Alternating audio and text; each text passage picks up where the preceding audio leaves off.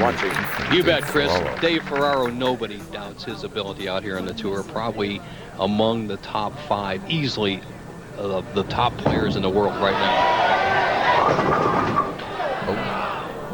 And Dave Ferraro leaving the 7-pin on the left lane. Kingston, New York's finest. Ferraro just steady for the last six or 7 years. Nobody realizes how tough he is because he never had a big run where he got in the championship round as many times as this year. But look at his record. Top 10 averages 8 years in a row. Good Dave, his 37th telecast, and for a long while he's being watched up close and personal by his lovely wife, Gloria. You'll see her after a while. Now here's the man you saw in that match with Benoit. A thriller. The Rocket, Jimmy Keith, 6 in a row to finish that game and close out Benoit. Okay, big strike. Jimmy Keith. You know, we were all saddened this week with the death of a grand lady, Millie Levine, wife of past president of the Bowling Riders, New York journalist, and PBA staffer Jerry Levine. Millie was vibrant, and yes, she was beautiful. We'll miss her. A great lady. Jerry Levine, also a great man. We miss you out here in the tour today.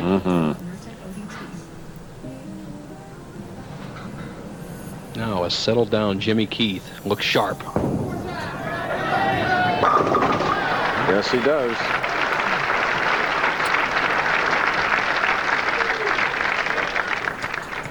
All right, after a spare now, we get another look at Dave Ferraro, who's been our leading star in a number of appearances this year.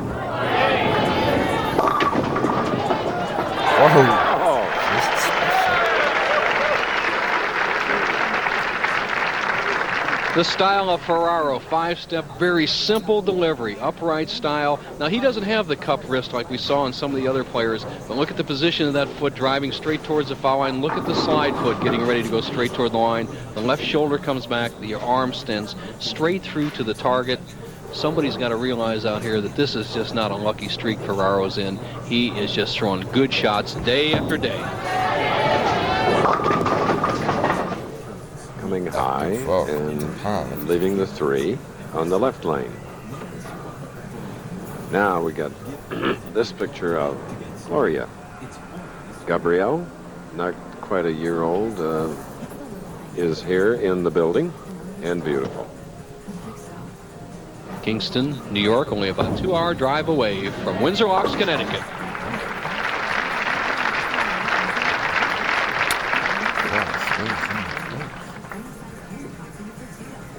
A lot of the players' wives keep the home fires burning.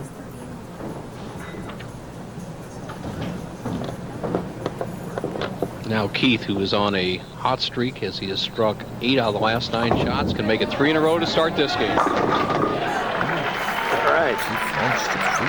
Those pins weigh 3 pounds 6 ounces, and yet Jimmy Keith is making those pins look like twigs down there. I mean, that is power. And the key is he has cut down his hook. His ball is going right around the second arrow. He's going out to about the 3rd board and right into the 1-3. Just a terrific shot by him. Bang, as he opens up a 20-pin lead over the tough Dave Ferraro. 4th frame coming. He's perfect through 3.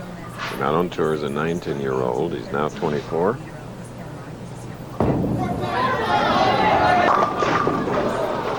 Leaving a 6-pin, the young man who has picked up 35 pounds between age 19 but it's muscle and power.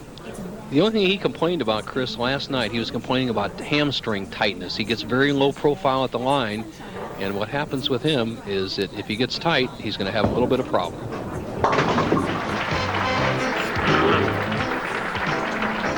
We're in Windsor Locks. In 1965, a Windsor Locks team was crowned Little League World Series champions, defeating Stony Creek, Ontario, Canada. The winning pitcher, Mike Roach. Were they happy in this little hamlet in Connecticut? Windsor Locks. Sunday on ABC Sports. That smiling gentleman is Alan Jones, Tums division manager, and this is the Tums Classic at Bradley Bowl, Windsor Locks, Connecticut.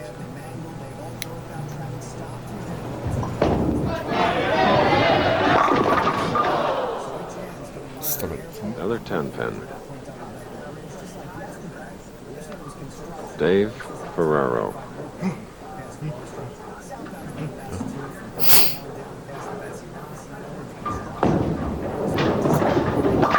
Eight telecasts last year, including one right here where he finished second. Okay, Bo.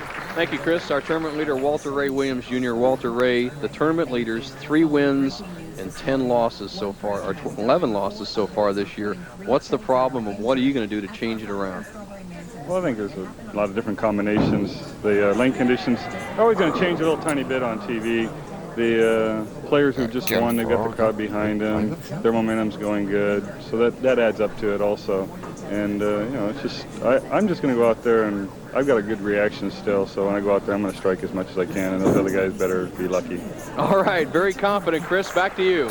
Okay, and Dave Ferraro, confident going in, continues to mark, but he's trailing by 21 pins against Jimmy Keith, who defeated Bob Benoit in the previous game, 212 to 190.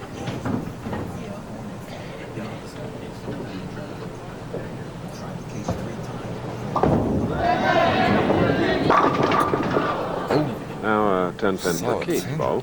You're right, Chris. And in the announce booth with us is Jimmy Keith's good friend, Bob Vespi, who was in the first match. And Bob, if Jimmy has any shortcomings in his game, is it a spare ball, he loses concentration, or what can he mess up here? Well, his first ball is so intimidating, Bo. I think he just needs to get a little self-confidence. Last night he was reaching for the show, and he went like 3 and 5, and he was just so intimidating the first 8 games to get there. When he gets his self-confidence, he's awesome. We're followed by ABC's Wide World of Sports. We return to Cancun, Mexico to discover who's the best all-around athlete, because it's the final challenge of the Jeep Superstars. And then live, the Wood Memorial Invitational presented by Kawasaki from Aqueduct, New York. It's the last major Derby prep race. That's today live, following us.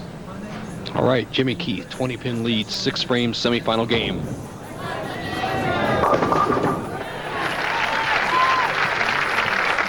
Well, Chris, that's what his buddy Bob Vespi just said. If he can keep it loose and stay relaxed, he's just awesome. His strike ball has never been questioned, that's for sure. Now Ferraro, the experience, the confidence, the determination, trails by 20. All right.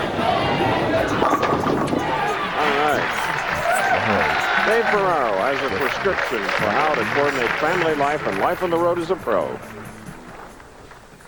Well, being a family man definitely comes first. Bowling then comes second. This week it's been close, so my family is here, my daughter Gabrielle, and my wife came to watch me. And I think it's been an advantage this year. The schedule has been so close to home that I've been able to go home weekends and see the family. I think that contributed to me bowling so well this winter.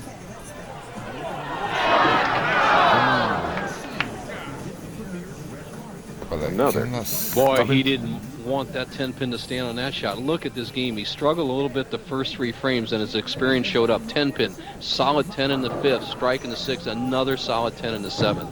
Wow.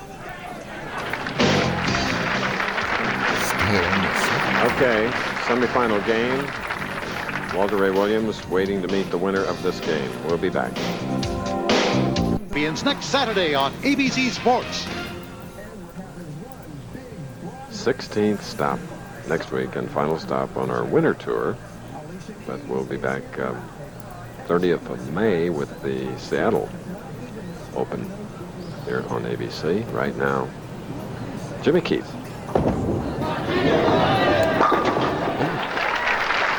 Strikes when it's needed, Nelson. Yeah, big shot against Ferraro. Jimmy Keith knows how tough Ferraro is out there, especially in the championship round, and Ferraro is zeroed in. He's nailed the last 4 shots. He's only got 1 strike to show for it, and Ferraro has, as he looks at the scoreboard, has a potential 228. Right now, Keith going at a 228 pace, so it behooves Jimmy Keith to keep striking. In Connecticut, where there are a lot of antiques. That's why we want to thank the Society for the Preservation of New England Antiquities, who hosted us at the Henry Bowen Estate at the beginning of our show. It was as perfect as that strike. And our host of the day was Pam Russo, and we thank her as well. Dave Ferraro just leaving some 10 pins. That's the characteristic of this house. Easy to hit the pocket, but you can leave some 10s.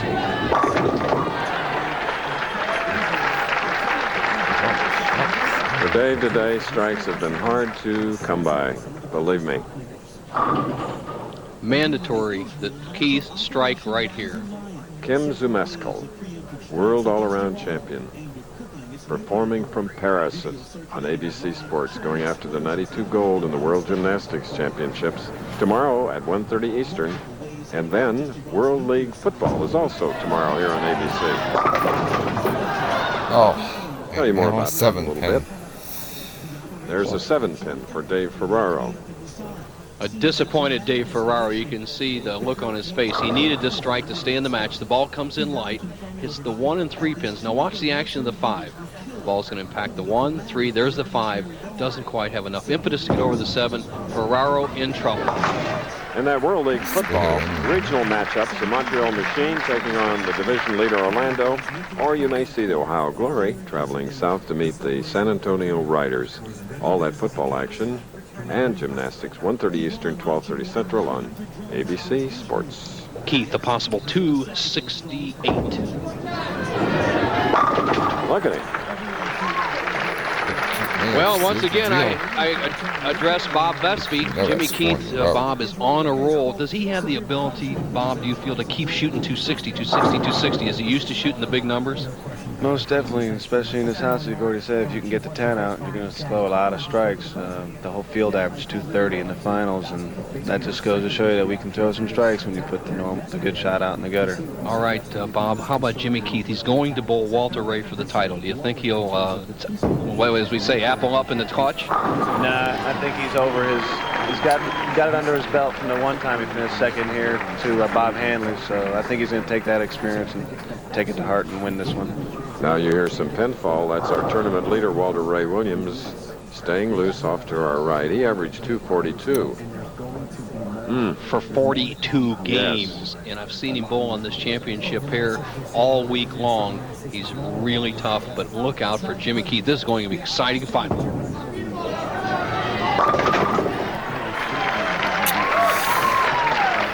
Temperament appears to be just perfect, and for Dave Ferraro's 7th appearance on television this year, he met a buzzsaw. You're right, and the buzzsaw is in that ball.